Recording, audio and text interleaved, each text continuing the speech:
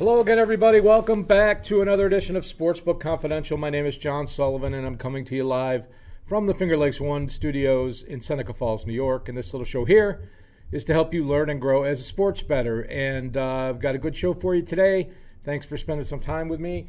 I had one of those moments that a lot of us have. We have in our TV viewing world, where we finish a show or we binge watch a series or whatever, and then you're looking for something else to watch, and I'm like, what am I going to watch next? And I think a lot of you experienced that same feeling. And then I rewatched some sports betting documentaries, and I'm going to talk about those today because I'm kind of looking at them in the rearview mirror now, because they're anywhere from 2 to 8 years old.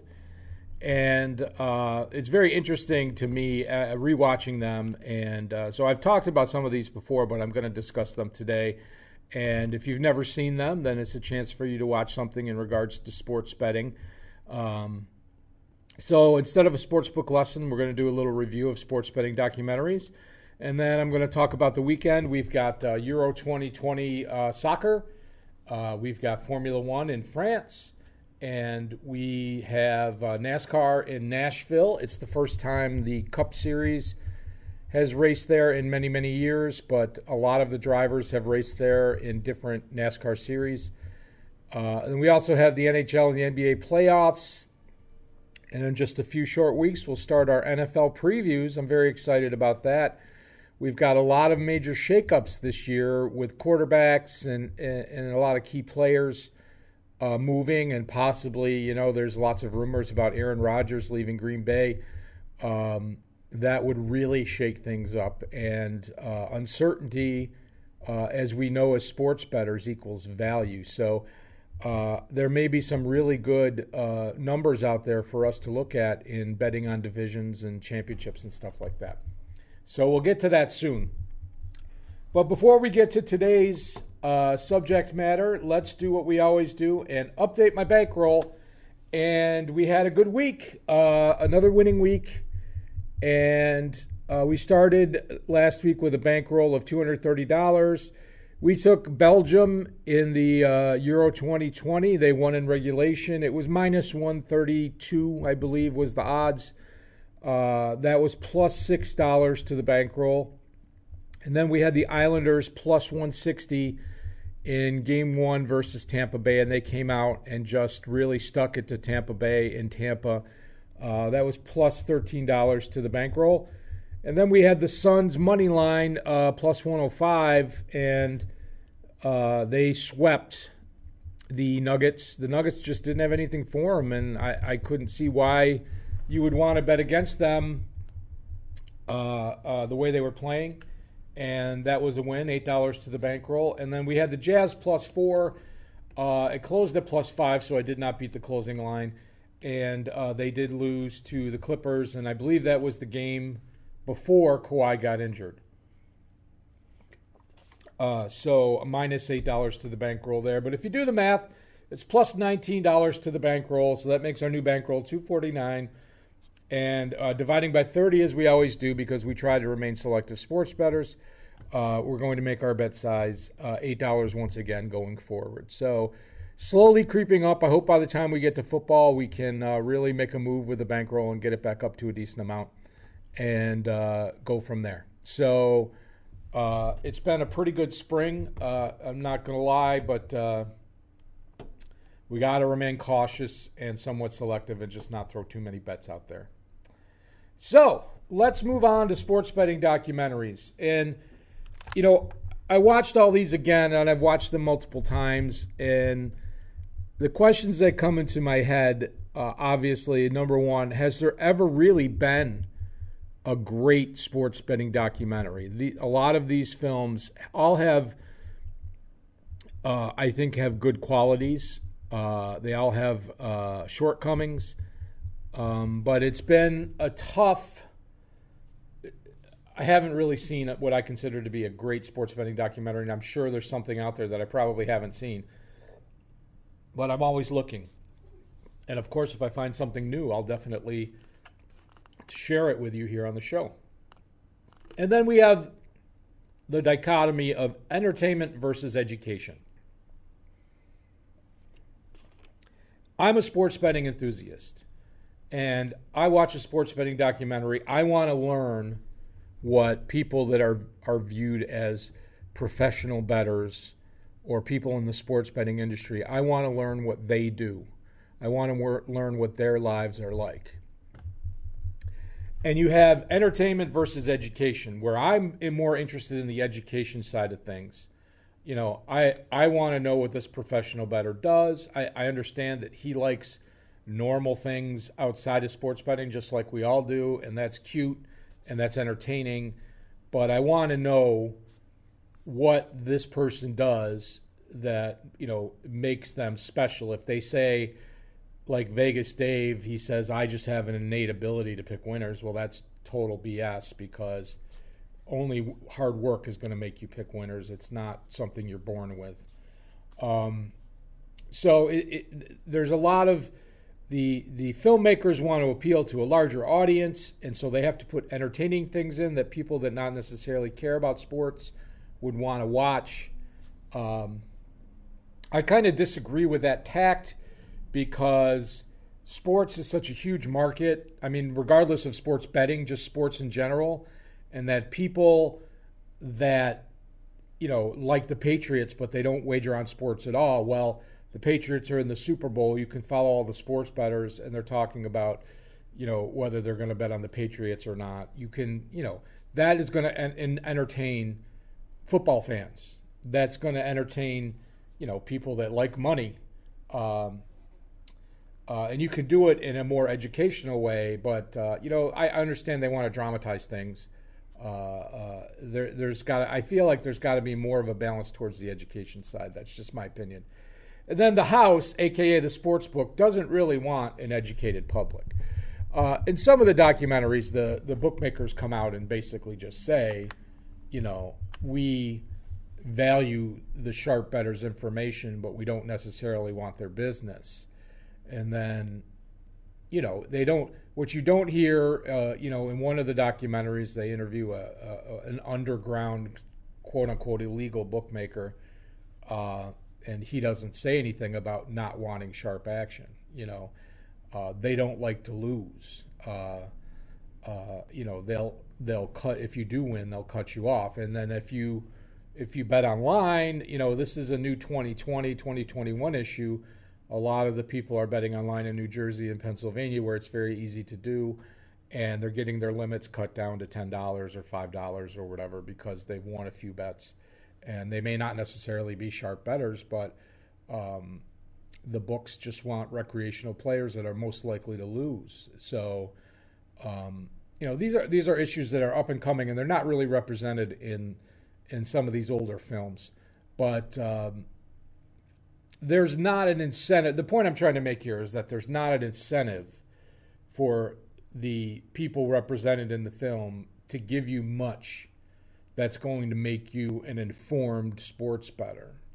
And, you know, that's what we're trying to do on the show here. I may not have all the answers for sports betting. I share with what happens to me on my journey, but I'm hoping to inform people that want to do this as an activity and do it responsibly, and do it also with a profit motive to try and win some money. But there's the filmmakers want to be, you know, the subjects in the film want to promote themselves. The filmmakers want it to be entertaining and dramatized and character driven. And then, of course, the businesses represented in the film want it to seem glamorous and want it to seem like everybody has a chance, when a lot of people are just lambs being led to slaughter. They don't really have a chance because they're uninformed bettors. And those are the customers that the sports books really want. So let's start. We're going to go chronologically from oldest to newest. And I'm going to start with a film called Life on the Line. By the way, you can look for these titles on your favorite streaming services. I watched them all in the last week, so I know they're all on very popular streaming services, so they shouldn't be too hard to find. This film is only about 55 minutes. It follows. It came out in 2013. It follows, I believe, right around the Super Bowl of 2012 or 2011. And it spends most of the time with a fellow, Teddy Severansky, also known as Teddy Covers, who is currently a tout for Wager Talk. He has a nickname, Teddy Don't Covers, because he's had some bad runs. They interview him and his wife. He talks about, making a living betting on sports. The most interesting aspect of this film to me, well, there's two things that happened. Number one is they talked to Jay Cornegay, who's one of the bookmakers in Las Vegas, or directors of a sports book, and they talk about the advent of live betting. And they have a computer algorithm that produces live betting lines. So during the game, you can place bets on the outcome of the game as it's moving along. And in this time period, this was a very new concept.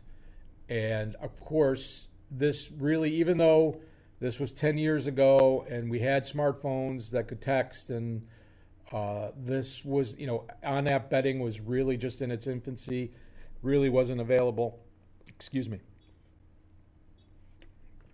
And this was the dawn of the live betting era. So it's very interesting to watch that part of the film, because live betting is considered the future cash crop, if you will, of sports betting. That the idea is the leagues are going to try to engage the fans to watch the whole game. And by live betting during the game, it's going to keep the fans tuned in. It's going to keep them watching the commercials. It's going to make money for everybody. It's going to make money for the sports books. It's going to make money for the leagues. It's going to make money for the advertisers. The other very interesting thing in this film is there's a scene. Steve Fezzik is featured in the film. He is the only two-time winner of the what's called the Super Contest in Las Vegas. It's a pro football picking contest. He won it twice with less than 100 participants. It's still hard to do even with that few amount of people, but it's a lot easier to do than the thousands that enter today. He is also a tout now, and he has also had some very rough patches in the last few years. But there's a legendary, infamous, if you will, group called the Tuesday Group that would meet every Tuesday and discuss the week's games and possible bets. And it's supposed to be the sharpest minds in Las Vegas. And then they actually have a meeting of the Tuesday Group in this film. And it's Teddy and Fezzik and a few other people. And it seems in today's world to be very unimpressive. Maybe at that time they were the sharpest minds in the game. Obviously not today. We talk in my show. I've talked, one of the major themes of this show is the continuous learning curve of sports betting, and how you have to adapt every 18 months to 3 years, and how you approach the markets and how you approach your particular sports you're betting on, because analytics change, the rules change, et cetera, et cetera, et cetera. So this is the oldest film of the three, and I think it's a good look back. I don't feel like any of the characters in this film are really going to give you any insights that are going to help you improve your sports betting in any way. But it's interesting to see how it was back then. And the main premise of the film, that, hey, if you're a sports bettor, every week your quote-unquote life is on the line. It shouldn't be that dramatic, because obviously I don't bet amounts of money that are going to affect my life. And I don't recommend you do either. But, again, that's the film trying to dramatize it when it shouldn't be that way at all. But it's an interesting look back, and how times have changed, as we say.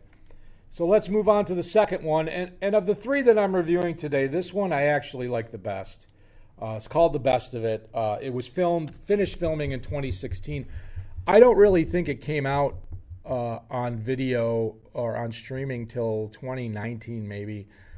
But I've watched this multiple times, and it does a lot of it covers a lot of different things. It really tries to pull at your emotions. There's some things that I really like about it, and a few things that I don't really care for.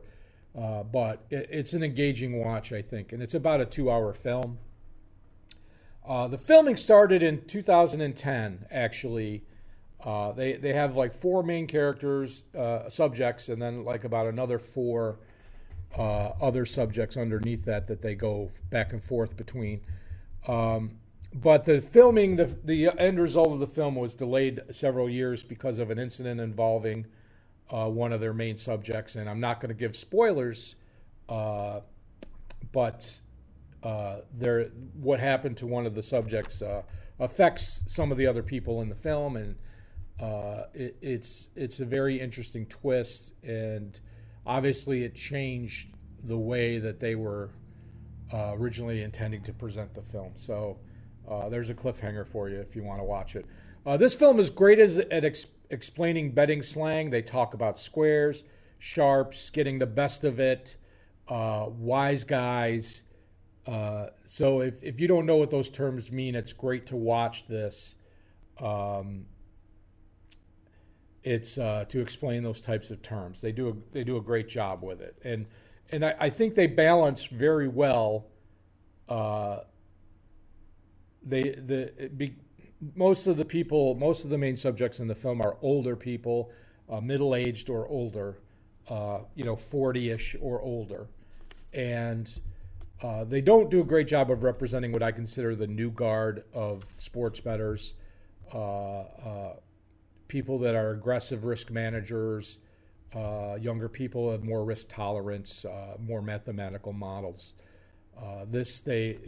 Lem Banker, who was a bookie, he actually was a bookie at one point, but was a sports bettor in his prime in the 70s, and he's, an elderly man in this film. He's in his 80s.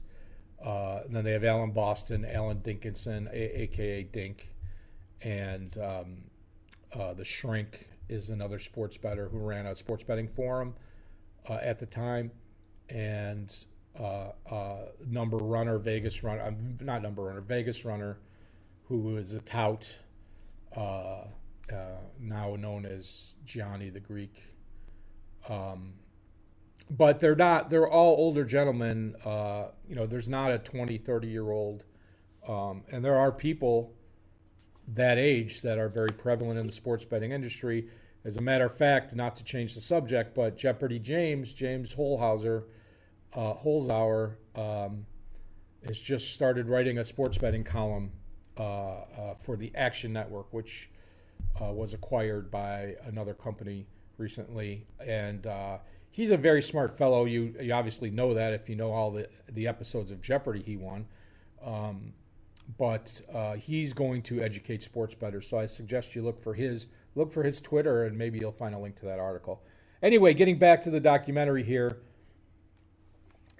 they do a very good job in this documentary of exploring touts versus sharps. And Vegas Runner makes a great statement in this film where he says, if nobody bought my package, if he's selling picks, he says, if nobody bought my package yesterday, I can come on here tomorrow and say I went 8-0 and nobody would know. And I think that's great, and that sums it up, that touts are just selling air, in my opinion. There's absolutely no way that you can verify how good they are, how accurate they are, and I think it's fool's gold to go after anybody selling picks. That's just my opinion. The caveat emptor, blah blah blah. Shows divisiveness between betting pros. So the one thing that strikes me about this film, and almost all the other sports betting documentaries, is in the sports betting world, it is, for 99% of sports bettors, it's bettors versus the house. It's bettors versus the sportsbook. And you would think that sports bettors would be more of a community because it's us versus them. But this particular documentary shows how much dislike, or disdain, I should say, sports bettors kind of have for each other. They have respect. I respect this guy. He works hard. I respect he handicaps this way. I handicap this way. But they're not collegial at all, and it blows my mind. And that's something that's not even really explored in the film. It's just like, that guy's that guy. I'm me. I know there are people that have edges, and they try to use their edges to beat the sports books, and they don't want to share their edges with anybody else. But if I love Canadian football and I want to bet Canadian football, and you love Australian rules football and you want to bet Australian rules football, why can't we share our information with each other? They're both seasons that have about the same amount of games and same amount of weeks, and that's something that's reciprocating. Or we can share ways to how to help each other place wagers. I'm in New York, you're wherever you are, and I can place bets here, you can place bets there, we can help each other out. Those kind of things. Maybe they exist. I know that there are betting syndicates. I know there are people like Rob Pizzola who, he lives in Toronto and he has betting partners in Europe and he has betting partners in Asia and in America. And, that's almost a global syndicate. And obviously they share information and they share betting opportunities and things like that. That Rob is not in this documentary, by the way. I'm just using him as an example.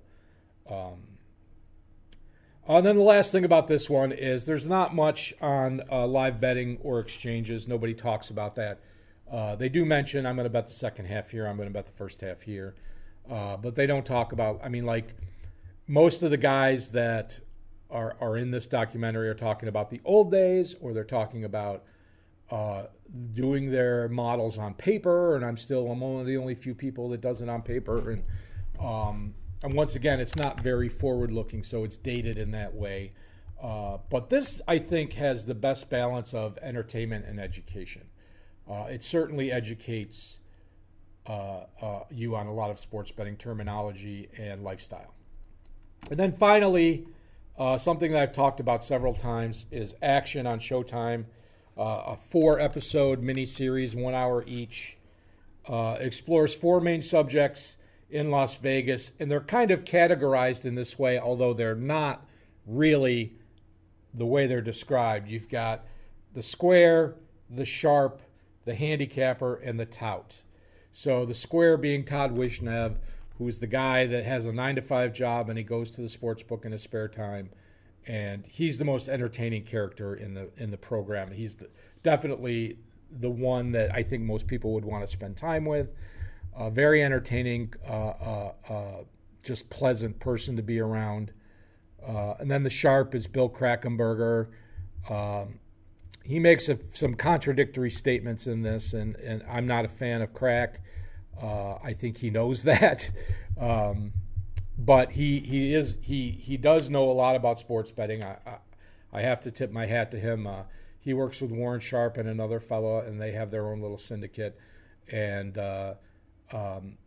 he can bet on, he bets large amounts on a lot of games, and he has kind of moved over into tout world since this came out.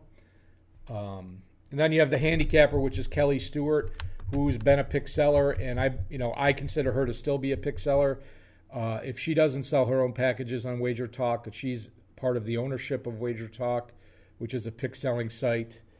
And then you have the tout, which is Vegas Dave, and he's basically just a horrible person. And he does make money selling his picks. As long as he can continue to find suckers, he's going to make money. Unfortunately, there's not much we can do about that. But pretty much everybody knows at this point that he is kind of a scam artist. And you will find that out in the films if you watch all 4 episodes. So I just want to point out that all of the subjects except for Todd Wishnev in this documentary have sold picks, either currently selling picks or formerly have sold picks. Not something that I personally just lose a lot of respect for the people that do that. If they can make a living doing that, more power to them. Again, I wouldn't buy their picks. I actually was on Kelly Stewart's Twitter the other day, and somebody tweeted at her, this team plus this team, but this team all won last night would have been a hell of a parlay. And she tweeted back at him, "Oh, I had it." Never saying beforehand that she had it, but saying after the fact that, of course I had it. I'm a great handicapper.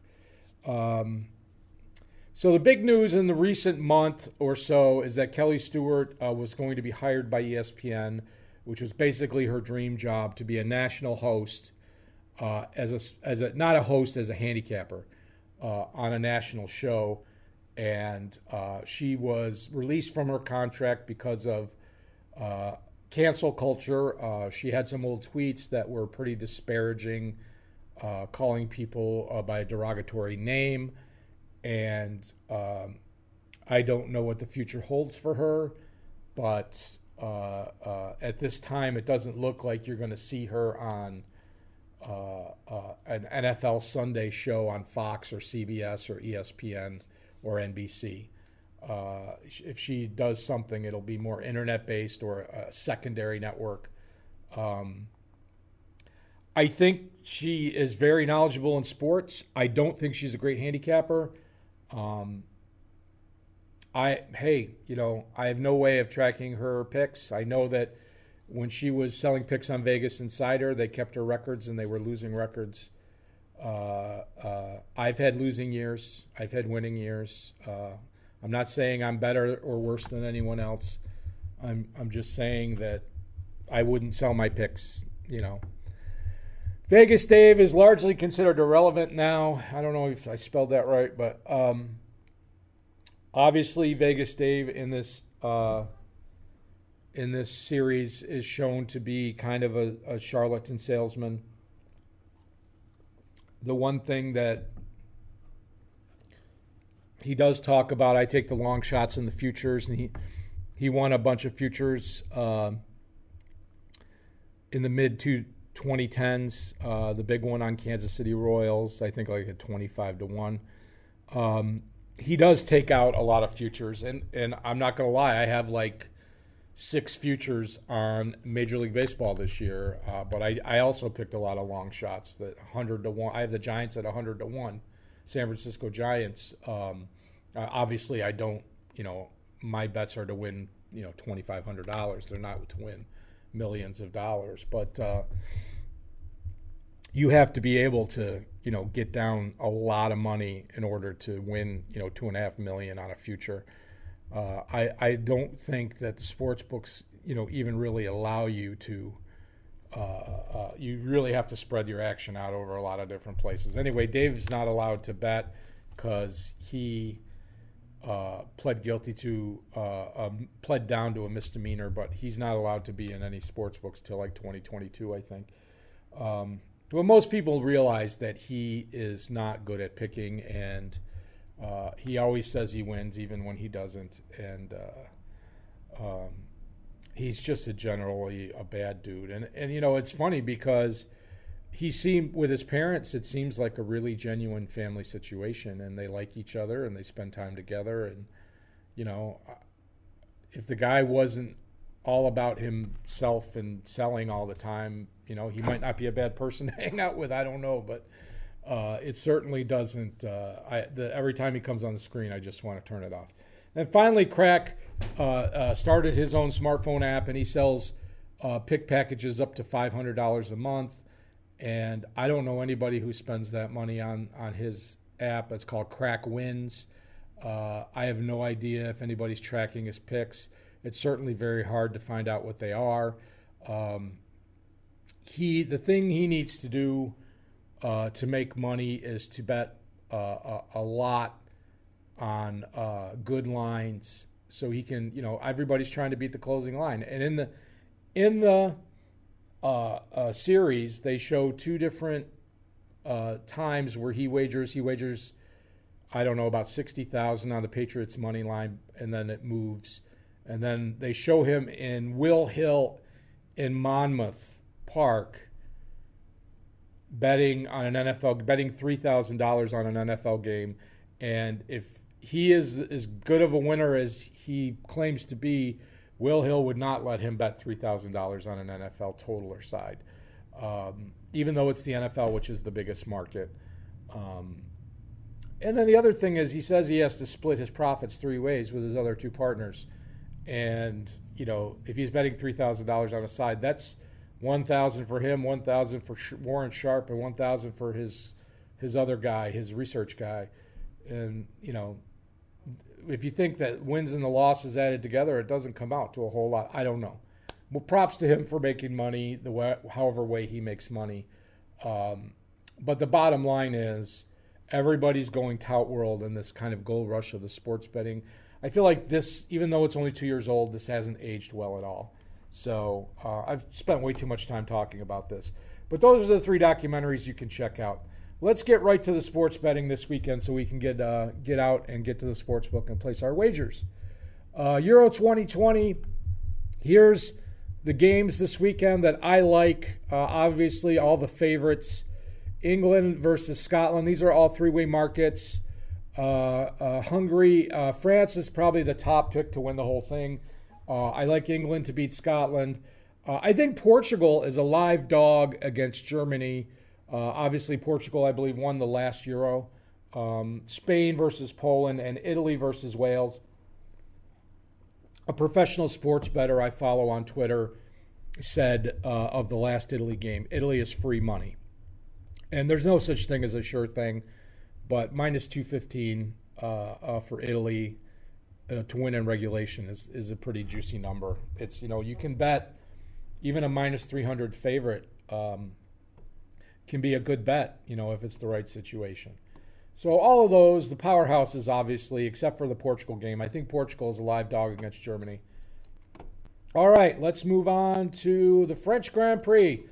And we have Lewis Hamilton at plus 110, Max Verstappen at plus 175, and everybody else. They've only had 2 French Grand Prix since 2012, and Lewis Hamilton's won them both. And they're at the Circuit Paul Ricard in France. This is Hamilton's race to lose. That's a pretty good number for Verstappen. Of course, qualifying will be tomorrow morning. If Hamilton is on the front row, I like him to win this race. If he is not on the front row, I think it's Verstappen's race to lose. And that's it for the French Grand Prix. So what I don't like is NASCAR in Nashville. It's the first time they're racing in Nashville in the Cup Series. It is a racetrack that a lot of these guys have raced at before in other series. Kyle Larson is obviously the favorite. The Hendrick cars have been just dominating the last 5-6 weeks. They finished 1, 2, 3, 4 in the Coca-Cola 600. They finished 1 and 2 in Sonoma. Larson won the All-Star race. He's obviously the favorite. I said how hard it was for drivers to win back-to-back races, and he has dominated the last 4 or 5 weeks. I don't know what to make of it. I really don't like betting on this race. Usually there's value in uncertainty. But this, I don't know what to think of it, and I'm probably not going to bet it at all. The 4 Hendrick cars, Larson, Elliott, Byron, and Bowman. I like Byron and Elliott as kind of mid-range to long shots here. But Larson has been better than all of them. They must have found a competitive advantage somehow. So on to the NHL playoffs. We've got the Vegas Golden Knights at the Canadiens. Series tied 1-1. In Canada, the COVID situation is different than it is in the States. They are not allowing full crowds anymore or at all. They had like 5,000 people, I think, in the upper bowl in the last round. It's not going to be as much of a home ice advantage for the Canadiens, but I think that's going to be split. If Vegas wins Game 3, I'd be looking to bet the Canadiens in Game 4. This Canadiens team is very undervalued because they have a lot of pieces on their team that were not there during the regular season. Eric Stahl They traded for him late in the year. They got Shea Weber back.